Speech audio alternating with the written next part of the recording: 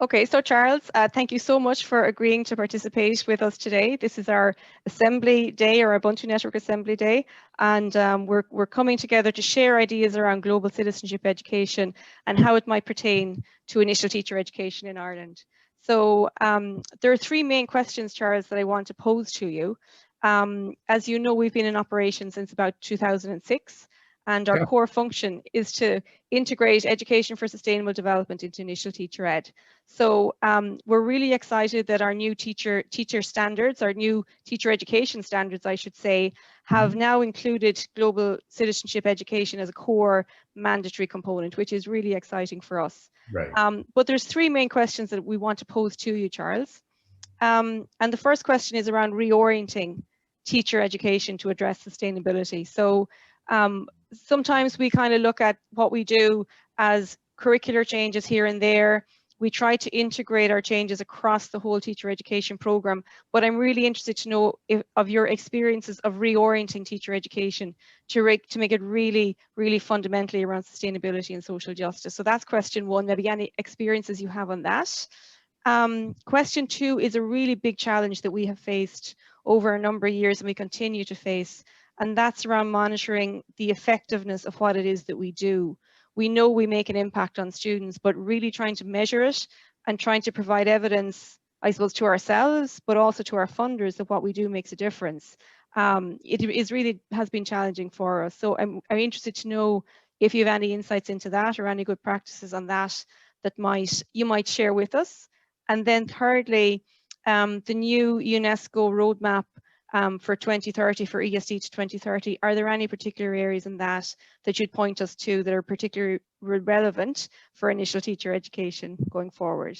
Yeah, the whole idea of internationally what's happening around reorienting, there are two different ways of thinking about internationally. One would be what's happening in other countries, and the other is what's happening on the UN stage and so on. So, you know, in other countries, for instance, in trying to reorient, China has developed 1,000 experimental ESD schools looking at global citizenship, education for sustainable development, and even reorienting the whole concept of sustainable development around ecological civilization.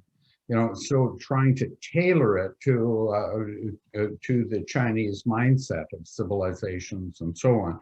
In the Asia Pacific region, and I'll come back to that, where led by Okayama University, you have about 18 or 20 countries with teacher education institutions working collaboratively to develop competencies of teachers.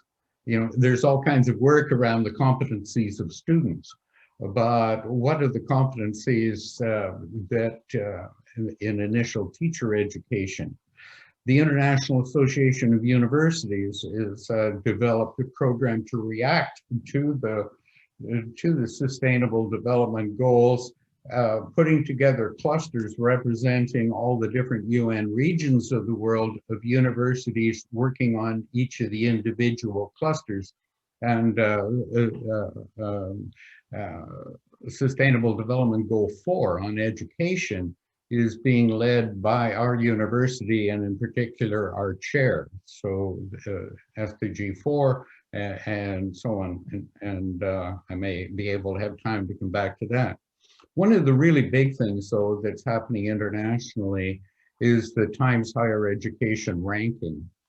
However you feel about ranking, it has really finally the attention of higher administration. And as I say, whether you like it or not. So internationally, from institutions, there are two big movements. One is linked to the SDGs, right? That's me. And the other is linked to quality education itself. So those are our two big sectors. So, and I'm going to talk about the SDG drivers first, and then I'll come back to the other. So I'll just take a moment and try and share my screen here, because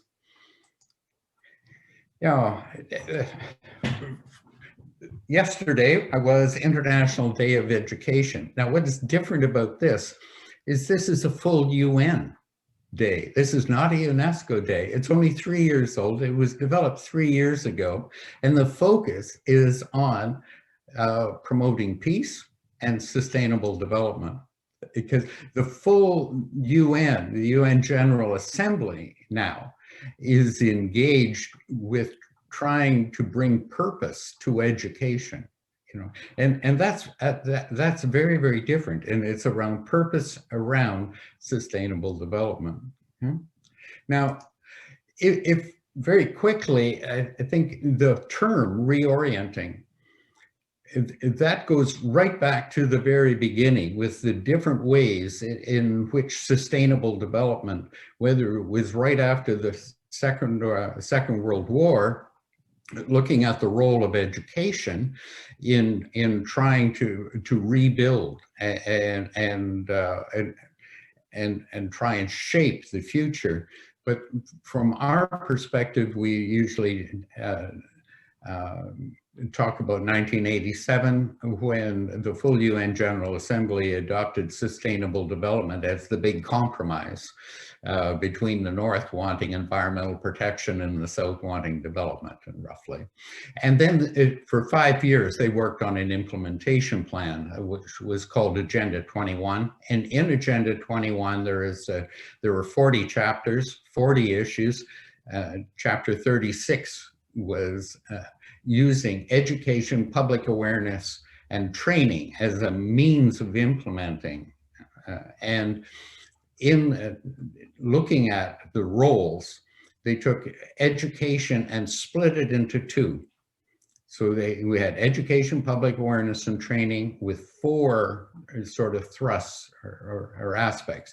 And the first one was more education, education for all. Without education, an educated society wouldn't have any development, let alone, sustainable. But they realized it was our most educated nations that were creating a lot of the greatest problems.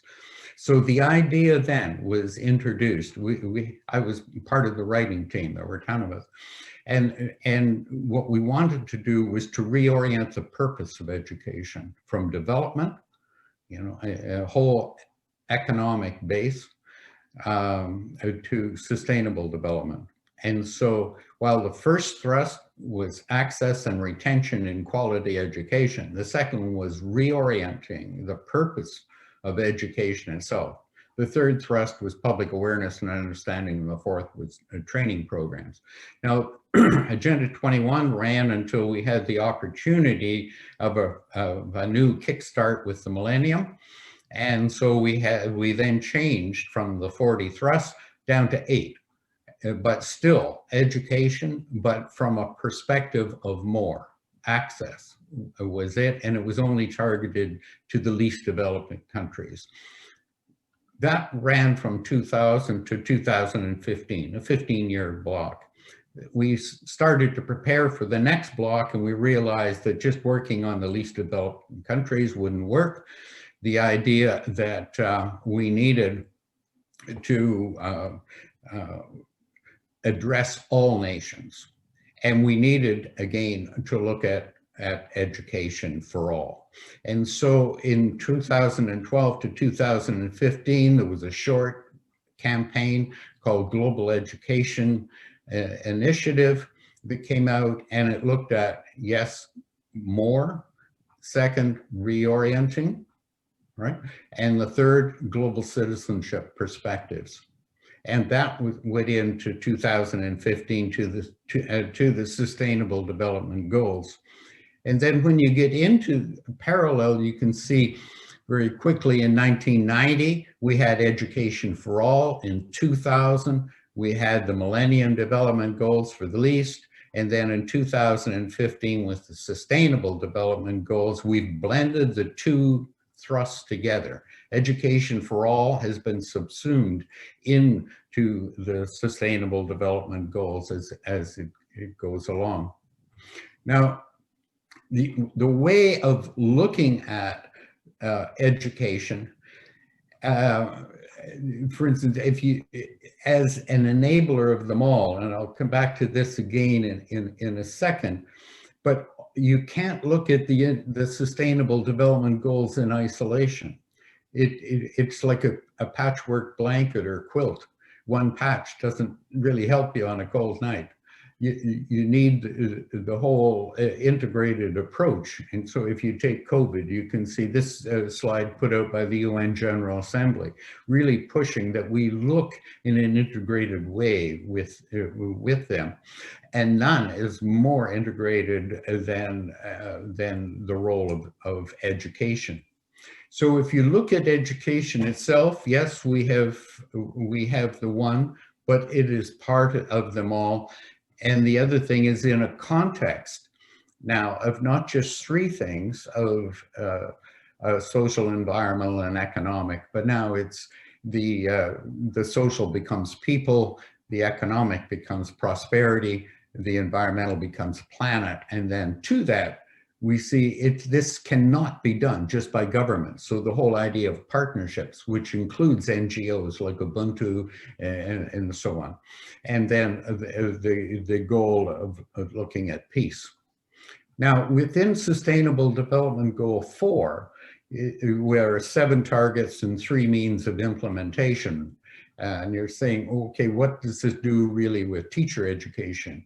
One, which you can look at is 4.10, which really is called C, is increasing the number of teachers.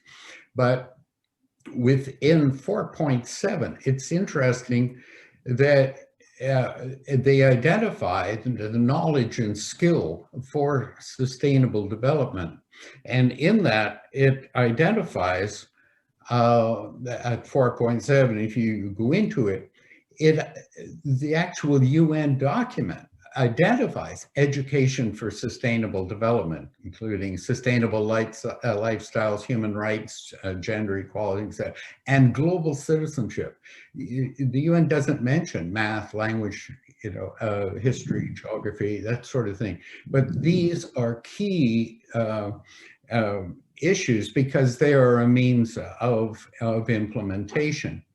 But the UN General Assembly has also recognized on 2 occasions, in 2017 and 2019, that education for sustainable development, not just education itself, but reaffirms education for sustainable development as a vital means of implementation, but also as an integral element of the Sustainable Development Goal on quality education and a key enabler of all the other Sustainable Development Goals. So this hoists it really up in importance. So these two had been moving along in parallel, and now they're being brought together.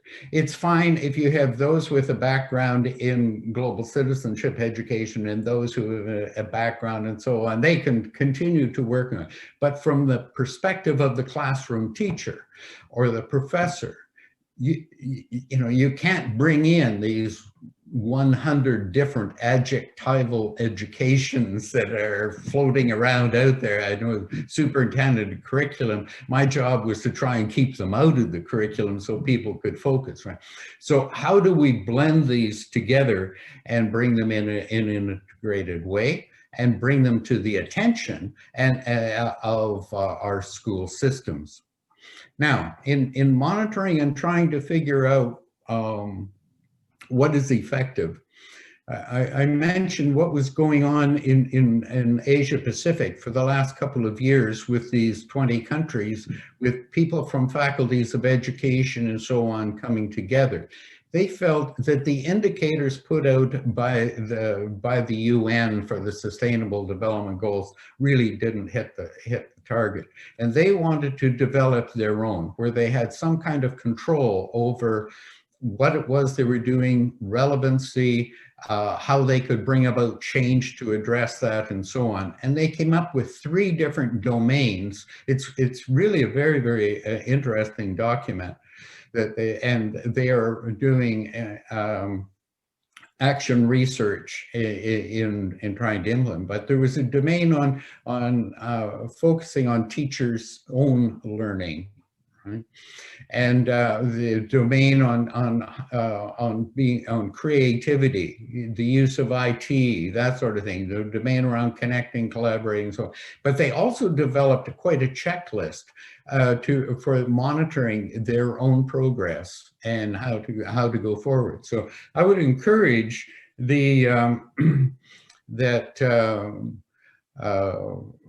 Ubuntu really sort of look at what makes sense in an Irish context, and what is achievable, what's doable, what is really holding things back, and how we can go from there. Now, the other thing, if I could go back, sorry. The underlying thing at the international level also is that getting up to Sustainable Development Goal 4, there was that other process of quality education, okay, itself, kind of separate from the Sustainable Development Goals, but looking at doing this from an education point of view, not just to implement sustainability. Can you really have a quality education if it doesn't address a sustainable future, and so on? And so at the preparation, just as they were launching the Sustainable Development Goals, the parallel process was the Aichi Nagoya Declaration, and then the Incheon Declaration for ministers of education from around the world. And they said, we really do need to review the purposes and values that underpin education. In other words, the reorienting, to question and either reaffirm what we're doing or saying, okay, things really do need to change. Now, they didn't anticipate the disruptor of COVID, which is giving us a tremendous opportunity, you know, to really shake things up. And the second thing where it really ties in to teacher education is, once again, they identify the key to all this. You can't work with the world's 80 million teachers, but you can engage and work with those who are preparing the new teachers and delivering the in-service programs. The thing that is really recommended now is the idea of a whole institution approach, where we look at collaboration, partnerships, and so on, both with schools and with the outside world, looking at the institution in its core of governance and so on, looking at the 3 core elements, the program, which really is teaching and learning, research, and community service. And then how do we actually embed this? How do we model it? How do we look at our institutions as living laboratories, and so on? These are all components of it. Also, then you asked me to think a little bit about the roadmap. A roadmap with its 5 priorities, almost all 5 of them engage teacher education, especially if you look at priority 3, that's really where it stands out. How do we build the capacity of educators? I find it very interesting that 4.7 begins with saying all learners shall, by 2030, good teachers are learners too. We have to think back to ourselves. Teachers and learning with people, especially as in the world of emerging issues, the wicked issues that are coming forward. How do we prepare? an appropriate education. But the role that we have in the second priority of transforming learning environments, it's key. The mobilizing and empowering young people, it's so important, because not only is it now appropriate to teach about, but it's to teach for and to engage people, whether it's Fridays for Future or whatever it is. How do we give them the skills, the civic skills, and so on? I remember the work that Anne Looney was doing years ago, with preparing people with a voice, getting the young students. So those are the important things. But the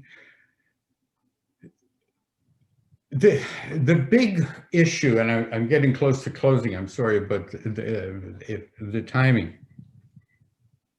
It's how do we engage mainstream education? And I think bringing together the idea of quality education with the thrust for the Sustainable Development Goals, because education leaders don't see Sustainable Development Goals as job one, but they do see quality education as the main job. And so if we look at the kinds of changes that are going on in education, from the traditional focus of individual competence, the marking of each kid, to the idea of education as a common good, collaboration, working together. The idea that quality is no longer just PISA scores, but it includes values, ethics, the soft skills, and so on. Moving from teaching for vocation to well-being of the individual and society at large. The idea of equity, also including gender, sexuality, identity, those kinds of shifts. The idea of STEM, also including the arts, artificial intelligence, all of these areas. And the idea of moving forward to include the skills of reflection, discerning, judgment, understanding alternative facts, those kinds of realism. And so in face of that, UNESCO is now launching about once every generation, every 20, 25 years, it really looks at what is the purpose of education? Why are we doing this? And once we understand the why, then you can question the what, and then the how, and so on. And that is underway now in a program called the Futures of Education. And thousands and thousands of people are engaged. Students are writing in with their perspectives and so on. And I would strongly suggest that Ubuntu look in and take an active role in this whole thing. So anyway, those are some remarks that I hope you find useful. There are ways the International the International Network of Teacher Education Institutions, in which some of you are members. We have restructured, and we now have signed MOUs with universities in roughly 50 countries. And we are poised now to take a lead role with the Education for 2030 roadmap and the framework and the roadmap in looking into research. And we would love to partner with any of your institutions.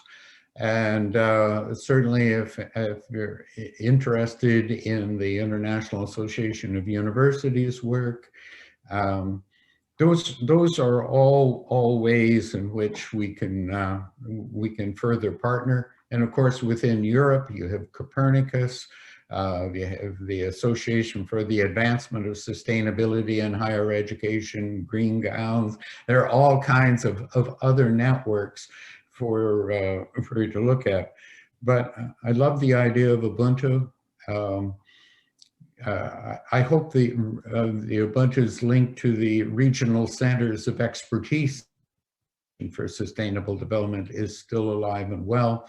That is moving nicely as well globally, now 175 of these. So anyhow, thank you very much, and I really wish you well with your work in the future.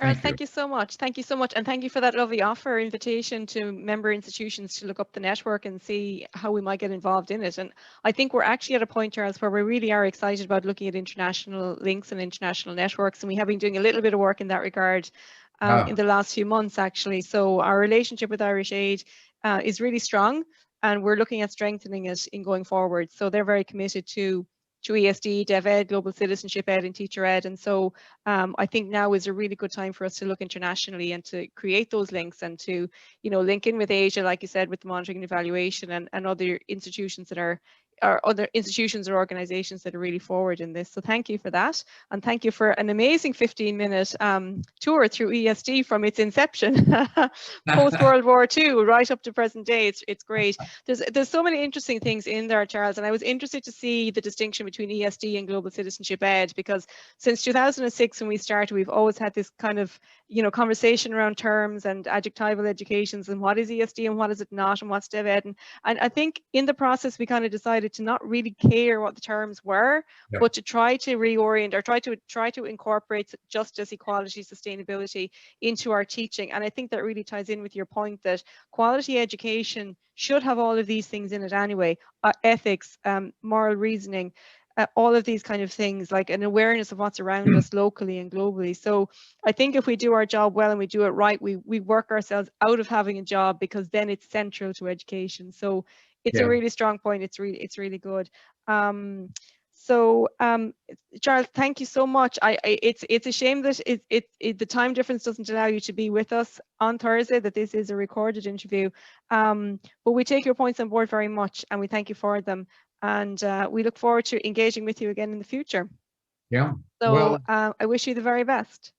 Thank you so much. And your Ubuntu's background in development education would add so much to the discussion. Last week we opened up initiations with international education, internationalizing the curriculum, and we just found we have so much in common. So that imagery of the patchwork quilt with education for sustainability or for a sustainable future is sort of the idea of the quilt, but not its own discipline or anything.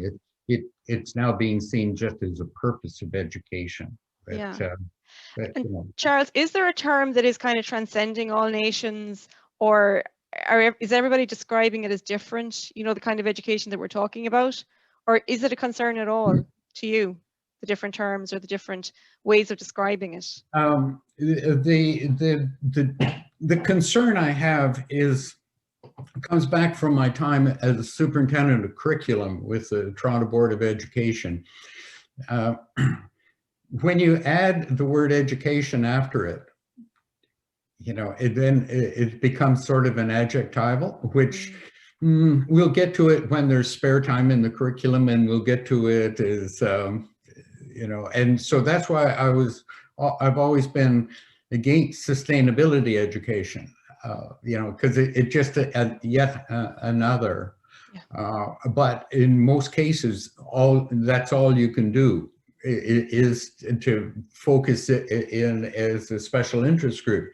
So the work that we've been trying to do is to go to the professional associations, whether it's mathematics, language, or whatever, and to form special interest groups within that to explore how you embed the concepts of relevant concepts of sustainability into that particular discipline.